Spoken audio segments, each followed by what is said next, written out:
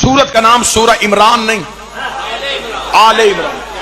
इमरान की आल, मुनाजरा, मुकातला, मुकालिमा, मुबाहिला, जितनी इल्म कलाम की शर्त है मैं करने के लिए तैयार। मज़हब इस्लाम में इमरान गिन के बता कितने? 3 इमरान है, चौथा है ही कोई।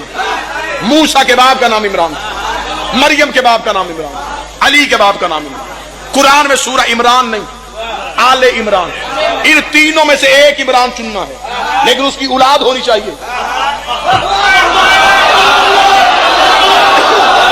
क्योंकि अल्लाह ने आले इमरान कहा है, मौलवी तेरी मर्जी है, मूसा का बाप चुन, ईसा का नाना चुन, अली का बाप चुन। अगर तू कहेगा मूसा का बाप है तो मूसा का तो बेटा ही कोई नहीं था। अगर कहेगा ईसा का नाना है तो ईसा की तो शादी नहीं हुई थी। पीछे एक इमरान बचेगा।